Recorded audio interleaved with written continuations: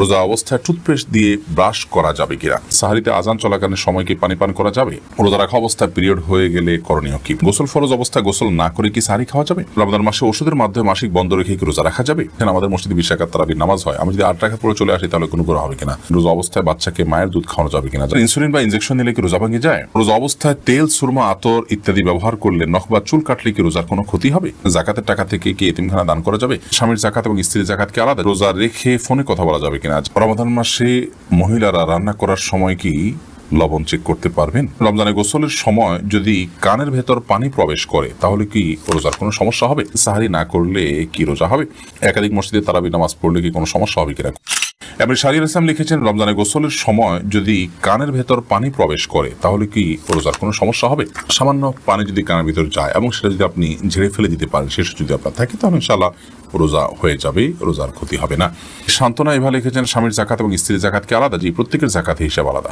আলী কদর লিখেছেন, রোজা রেখে ফোনে কথা বলা যাবে কিনা, যাবে, খুব অতিরিক্ত কথা অপ্রয়োজনীয় কথা বলা রোজার সাথে যায় না, কিন্তু প্রয়োজনীয় কথা তো বলতেই পারেন। এর পরের প্রশ্ন হলো, রোজা অবস্থায় তেল, সুরমা, আতর ইত্যাদি ব্যবহার করলে নখ বা চুল কাটলে কি রোজার কোনো ক্ষতি হবে।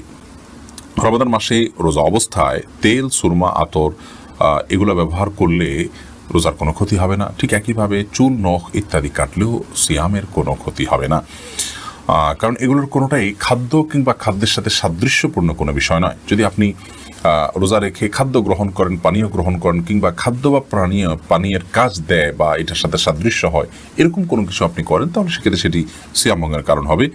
আর রোজা রেখে একজন মানুষ যদি তেল ব্যবহার করেন, সুরমা ব্যবহার করেন, আতর ব্যবহার করেন কিংবা চলবা নখ কাটেন, তাতে না সেটা খাদ্যের কোনো কাজ দেয়, না পানীয়ের কোনো কাজ দেয়, না তার সাথে কোনো সরাসরি কোনো সম্পৃক্ততা বা সাদৃশ্য আছে, বিধায় এগুলো করলে সিয়াম ভঙ্গ হবে না, রোজা ভঙ্গ হবে না, কোনো অসুবিধা নেই। শাহাবুদ্দিন শিকদার আপনি লিখেছেন, সাহারি না করলে কি রোজা হবে, সাহারি যদি আপনি না করেন তাতে রোজা হয়ে যাবে, আমি শুরুতে বলেছি। ইফতিয়াদ হোসেন ইফতি আপনি লিখেছেন, একাধিক মসজিদে তারাবি নামাজ পড়লে কি কোনো সমস্যা হবে কিনা, কোনো অসুবিধা নেই। এর পরের প্রশ্ন হলো, রমাদান মাসে মহিলারা রান্না করার সময় কি লবণ চেক করতে পারবেন।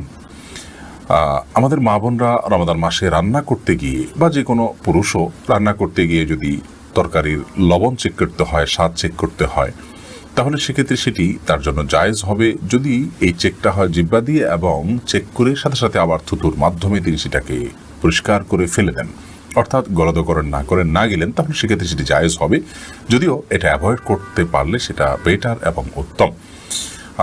যদি কারোর সন্দেহ হয় যে রান্নাটা ঠিক মতো হলো কি হলো না, মানুষ খেতে পারবে কি পারবে না, লবণ হলো কি হলো না, কম বা বেশি হলো কি না, তাহলে সেক্ষেত্রে তিনি পরখ করতে পারবেন, তবে জিহ্বার আগায় নিয়ে সেটাকে আবার খুব ভালোভাবে থুতুর সাথে ফেলে দেওয়ার চেষ্টা তাকে করতে হবে, তিনি ফেলে দিতে হবে। এর মাধ্যমে ইনশাআল্লাহ তাআলা তার এই চেক করাটা জায়েজ হবে। তবে যাদের মোটামুটি অনুমান হয়ে গেছে, আন্দাজ হয়ে গেছে, খুব একটা প্রয়োজন হয় না, তারা এটা অ্যাভয়েড করতে পারলে অবশ্যই বেটার এবং ভালো। নাহার পারভিন আপনি লিখেছেন, জাকাতের টাকা থেকে কি এতিমখানা দান করা যাবে, যাবে। এতিমখানায় এতিম গরিব বাচ্চা যারা জাকাতের হকদার আছে তাদেরকে জাকাতের টাকা দিতে পারেন, ওই ফান্ডে তাদের খরচ বহন করা হবে। আজিদুর রহমান আপনি লিখেছেন, ইনসুলিন বা ইনজেকশন নিলে কি রোজা ভেঙে যায়। ইনসুলিন বা ইনজেকশন নিলে রোজা ভঙ্গ হয় না, বিশেষ করে যে ইনজেকশন আমাদের চামড়ার নিচে বা সামান্য মাংসপেশিতে যায়, যেটা আমাদের পাকস্থলিতে যায় না, খাদ্যের কাজ দেয় না, পানীয়ের কাজ দেয় না, খাদ্য বা পানীয়ের সাথে সাদৃশ্য হয় না, সেরকম ইনজেকশন যেটা শুধুমাত্র আপনার চামড়ার নিচে ইনজেক্ট করা হয় কিংবা আপনার মাংসপেশিতে ইনজেক্ট করা হয় এবং সেটাতে আপনার মেডিসিন থাকে সামান্য পরিমাণে, বা যেখানেই হোক ইনজেক্ট করা হয়, সেটা পাকস্থলিতে অন্তত যায় না। তো এই ইনজেকশন এবং আপনার ইনসুলিন এগুলোর কারণে রোজা ভঙ্গ হবে না, এটাই বিশুদ্ধতর মত এবং সংখ্যাগরিষ্ঠ উলামা ইকরাম, আরব, আজম সবারই মত বলতে গেলে। সেই হিসাবে টিকাও এটা রোজা ভঙ্গের কারণ না, টিকা নিলেও রোজা আপনি থাকবে আপনার রোজা। তবে যে ইনজেকশন আপনার খাদ্য বা পানীয়ের কাজে, ধরুন গ্লুকোজ আছে, এরকম গ্লুকোজের যে স্যালাইন আছে যদি আপনি গ্রহণ করেন তাহলে তার ফলে রোজা ভঙ্গ হয়ে যাবে, কারণ এটা খাদ্য এবং পানীয়ের কাজ দিয়ে থাকে। তানজিনা আপনি লিখেছেন, রোজা রাখা অবস্থায় পিরিয়ড হয়ে গেলে করণীয় কি। পিরিয়ড যদি হয়ে যায় তাহলে ওই দিনের যে সিয়ামটা আছে ওই সিয়ামটা আপনাকে পরবর্তীতে রমজানের পর রেখে দিতে হবে। আর পিরিয়ড হয়ে গেছে, এখন আপনি অন্য রোজাদার সামনে আপনি খাদ্য গ্রহণ ইত্যাদি থেকে বঞ্চিত থাকবেন এবং ওইভাবে পার করবেন। দারুল হুদা লবি আপনি লিখেছেন, রোজা অবস্থায় বাচ্চাকে মায়ের দুধ খাওয়ানো যাবে কিনা, যাবে, কোনো অসুবিধা নেই। ইফতেখার ইমন লিখেছেন, আমাদের মসজিদে 20 রাকাত তারাবির নামাজ হয়, আমি যদি 8 রাকাত পড়ে চলে আসি তাহলে কোনো গুনাহ হবে কিনা, গুনাহ হবে না। কিন্তু নবী করিম সাল্লাল্লাহু আলাইহি ওয়াসাল্লাম বলেছেন, মান কামা মা'আল ইমামি হাত্তা ইয়ানসিরিফা, যে ব্যক্তি ইমামের সঙ্গে নামাজ পড়ে এবং ইমাম যাওয়া পর্যন্ত অপেক্ষা করে, কুতিবা লাহু কিয়ামুল লাইল, তার জন্য রাত জেগে ইবাদতের সওয়াব লেখা হয়। তিরমিজি হাদিসটি বর্ণিত হয়েছে। যার কারণে আপনি এই সওয়াব থেকে বঞ্চিত হবেন, বিশাল বড় সওয়াব থেকে বঞ্চিত হবেন। এজন্য আপনাকে পুরো নামাজ শেষ করে আসা উচিত। 8 রাকাত পড়ে যদি আপনি চলে আসেন, এই সওয়াবটা আপনার হবে না। সাকিব হাসান আপনি লিখেছেন, গোসল ফরজ অবস্থায় গোসল না করে কি সাহরি খাওয়া যাবে? যদি কারোর গোসল ফরজ হয়, তাহলে গোসল ফরজ অবস্থায় যদি আপনি সাহরি খেয়ে নেন এই কারণে যে এখন গোসল করতে গেলে সাহরি খাওয়ার সময় আর থাকবে না, অথবা যে কারণেই হোক না কেন যে আমি পরে গোসল করব, তাহলে তার ফলেও সিয়াম হয়ে যাবে, কোনো অসুবিধা নেই। তবে অবশ্যই ফজরের সালাত আদায়ের প্রয়োজনে ফজরের সালাতের আগেই আপনাকে ফরজ গোসল করতে হবে। কিন্তু গোসল ফরজ হওয়া অবস্থায় অর্থাৎ শরীর অপবিত্র অবস্থায় যদি কেউ খাদ্য গ্রহণ করেন এবং সাহরি খেয়ে ফেলেন বা রোজার নিয়ত করেন, তাতেও রোজা হয়ে যাবে, সাহরি হয়ে যাবে, কোনো অসুবিধা নেই। যদিও গোসল করে তারপরে খেতে পারলে সেটা উত্তম, তা বলাই বাহুল্য। সুলাইমান মাহমুদ আপনি লিখেছেন, সাহরিতে আজান চলাকালীন সময় কি পানি পান করা যাবে? জি না। আজান শুরু হওয়া মানে ফজর ওয়াক্তে শুরু হওয়া, তারপর আপনি খেতে পারবেন না। যদি আজানটা হয় আপনার তাহাজ্জুদের আজান, তাহলে সেক্ষেত্রে খেতে পারেন।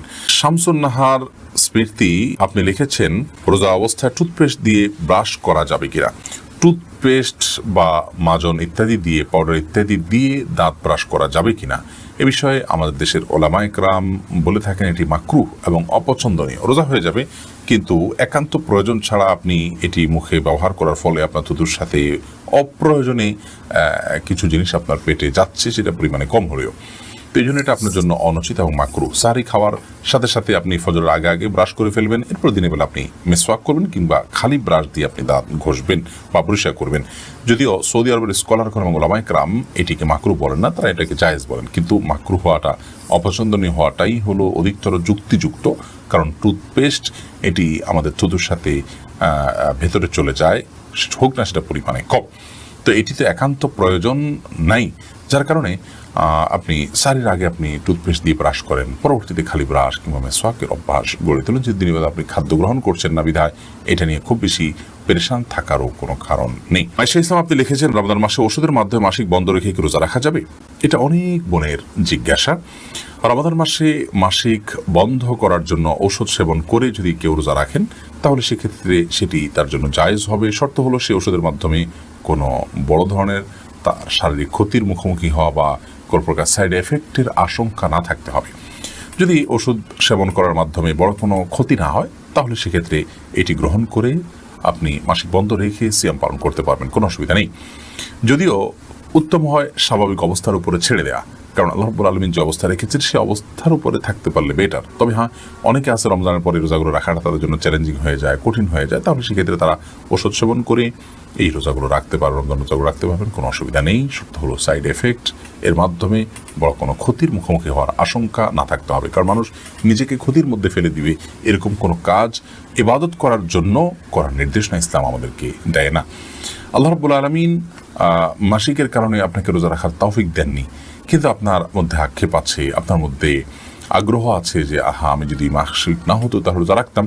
তো এই যে একটা আপনার আকুতি, এই যে আপনার আকুলতা, এটার কারণে আল্লাহ তাআলা রোজা না রাখতে পারার পরও আপনাকে আল্লাহ রাব্বুল আলামিন রোজা রাখার যে সওয়াব সেটি দান করবেন। কারণ হাদিসে আছে, নবী করিম সাল্লাল্লাহু আলাইহি ওয়াসাল্লাম বলেছেন, কোনো ব্যক্তি যদি অসুস্থ হয়ে পড়ে, শারীরিকভাবে অনুপযুক্ত হয়ে পড়ে কোনো ইবাদত করার, অথচ তার যখন শারীরিক সক্ষমতা ছিল তিনি সেই ইবাদতটি করতেন, ত্রুটি বিচ্ছুতি করতেন না, তিনি সেটি করতেন এবং এখনও সুস্থ থাকলে তিনি করতেন, তাহলে সেক্ষেত্রে তিনি এই ইবাদতটি সুস্থ অবস্থায় করলে যে পরিমাণ সওয়াব পেতেন, অসুস্থ অবস্থায় সেই ইবাদতটি করতে না পারার কারণে তার যে বেদনা, তার যে আকুতি, তার যে আকুলতা এবং তিনি যে সুস্থ থাকলে রাখতেন, সেই বিবেচনায় আল্লাহ তাআলা তাকে ইবাদত করার সওয়াব দিবেন। বিধায় মা বোনরা এক্ষেত্রে আলাদা কোনো কসরত না করলেও ইনশাআল্লাহ বিইذনিল্লাহ আল্লাহ তাআলার কাছ থেকে তারা আজর পাবেন, যদিও এর রোজাগুলো তাদেরকে আবার রেখে দিতে হবে।